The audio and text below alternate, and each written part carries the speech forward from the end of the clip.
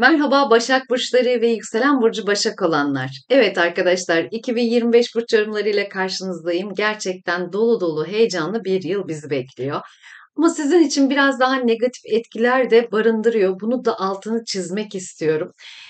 Tabii ki hep kötü şeyler yok, her zaman iyi şeyler de yok. İkisinin arasında gelip gittiğiniz bazı dalgalanmalar yaşayacaksınız.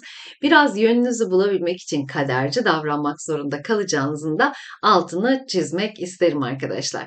Sizin için en büyük vurgu tabii ki Uranüs'ün burç değiştiriyor olması.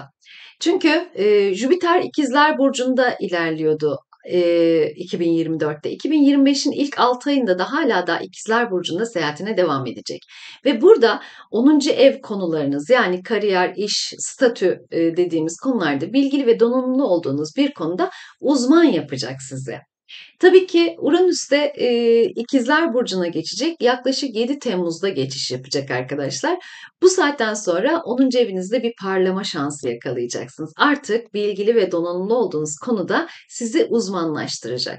Ani, beklenmedik şekilde bu bir fırsat, bu bir ödül, bu bir başarı da getirebilir arkadaşlar. Ya da fikirlerinizin onaylanması, iş arıyorsanız iş bulabilmeniz, üniversite mezunuyum, atanmak istiyorum diyorsanız bu bir atanma şansı ya da kendi işinizi kurma fırsatı da yakalatıyor olabilir.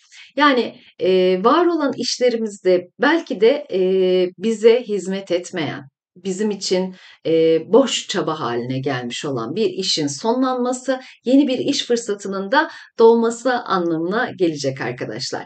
Bununla ilgili de zaten Satürn karşımızda 7. evimizde, evlilik evimizde eşimizin, ortağımızın belki bir planı var, hayali var. Belki onun hayallerini gerçekleştirirken kendimiz de uzmanlığımızı ortaya koyacağız. İkimiz işbirliğinde bunu büyük bir başarıyı sağlayacağız diyebilirim. Ama işbirliğine gönüllü olmazsak bu sefer evliliklerimizde bir çıtırdama, bir dağılma, bir kopma enerjisi de yaşayabiliriz. İşbirliğinde olmak size gerçekten çok büyük avantajlar getirecek. 2025'te mümkün olduğunca hep el ele, kol kola, işbirliği içerisinde olmanızı artı bir tavsiye ederim. Artı bir de kaderin size getirdiği bazı güçlük ve zorluklara karşı da pes etmeden anın getirdiklerini kabullenici olarak kendi planlarımız şaşsa da yeni gelen planlara çabuk adapte olarak hayatımızı daha iyi ve daha verimli hale getirebiliriz arkadaşlar.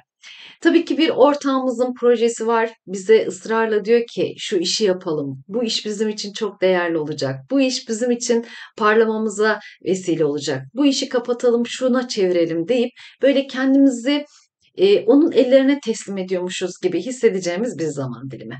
Peki teslim olmalı mıyız? Tabii ki olmalıyız. Neptün orada, Satürn orada. Yani bizim planlarımızdan daha iyi bir plan karşımızda ve biz onu fark ettiğimiz noktada sıçrama yaşayacağız.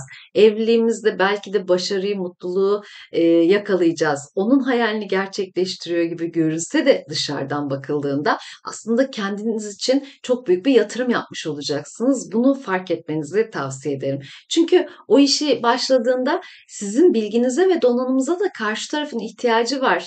Hani gel yardım et, ben bunu yapmak istiyorum ama nereden başlayacağım bilmiyorum. Beni gerçekten yönlendir diyen de bir insan var karşında diyebiliriz. Ekip arkadaşlarınız güçlü, donanımlı, alanında uzman insanlar olacak. Belki ekibinize alacağınız kişiler daha önce bu konularda yıllarını ve tecrübesini kazanmış kişiler olacak ki siz gerçekten bazen kibirli, tepkili ya da işte ben mi patronum, o mu patron falan diyeceğiniz bir tavırla karşı karşıya kaldığınızda sadece o işin idare edilmesi gerektiğini fark edip anlaşma yoluna girmek zorunda kalacaksınız. Ama bu anlaşma belki de kişi gerçekten kibirli falan ama size de söylediği şeyler çok doğru. Sizin için yapabileceklerinin sınırı yok gibi.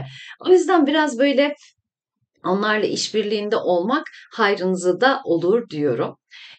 Tabii ki işbirliğinde olamazsak ne olur? Tabii ki 6. evdeki Plüto maalesef yönümüzü kaybetmemize sebebiyet verebilir. Sağlık konularında çok büyük sıkıntılar yaşatabilir.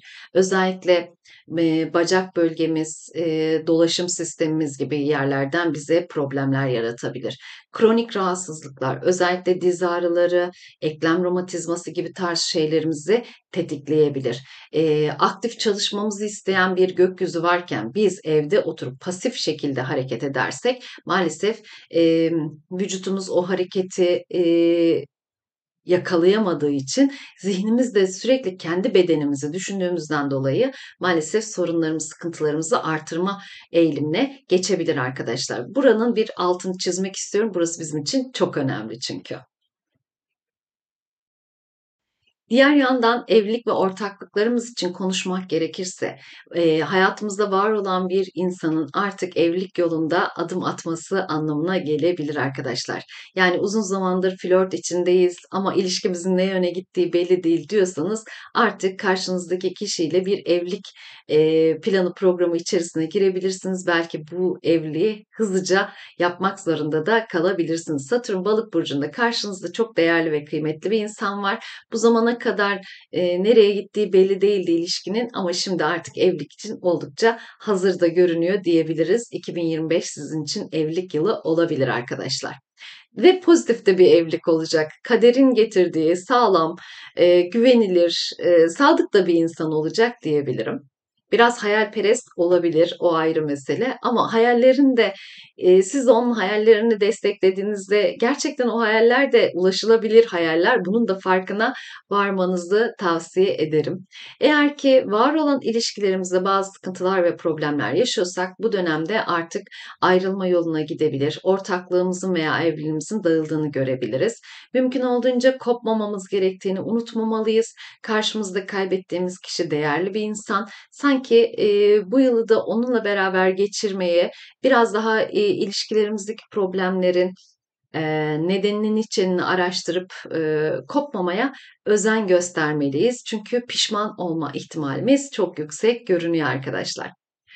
Tabii ki bunun dışında bakacak olursak yani muhatap aldığımız insanlar sanki bizi çok yoruyor, çok yıpratıyor, sürekli bir hayaliyle geliyor, bir yerde adapte olamıyor, dağılıyor da dağılıyor ve bizim bunu toparlamamızı istiyor. Her seferinde bir sorun, bir sıkıntı, bir problemle geliyor ve bizi hadi bakalım ben bunu yaptım, beni toparla diyerek geliyor. Aslında o yaptığı olaylar sizi bir yerde, bir noktada çok iyi bir kıvama getirecek ama nasıl gittiğinizi gelin de size sorun. Yani yoruldunuz, yıprandınız, artık kimseyi çekemez hale geldiniz derken maalesef çekmek zorunda bırakan da bir gökyüzü var. Ve Neptün ve Satürn Koça geçtiğinde bu sefer yatırımlar, büyük planda iş kurmak, yani işsizsek iş bulmak, mecburen yatırım yapmak, mecburen ev almak, mecburen iş kurmak, bir şekilde sizi mecbur bırakarak yatırımlarınızı dengeye sokmanızı isteyen bir gökyüzü haline gelecek. Bitmiyor sınavım dediğinizi duyar gibiyim. Gerçekten şu 2025 geçti diye de gözüne bakabiliyor olabilirsiniz. Ama hayat aslında diyor ki size yani günlük planlarınızı, programlarınızı değiştirmeyi, akışın sizi getirdiği yere kabul etmeyi ve akışın planına uymayı tercih ettiğinizde çok doğru bir noktaya geleceksiniz diyor. Tabii ki sizin gibi Başak yani bu kadar titiz, detaycı bir burcun bunu yapması biraz zor olabilir arkadaşlar ama takılmayın, takılmayın, takılmayın diyor. Yani eee, kimsenin kalbini kırmadan, gerektiğinde defa defa bunu konuşarak, defa defa anlatarak bir şekilde karşımızdaki insanlarla beraber bir şeyler başarmak zorunda olduğumuzu anlamalıyız.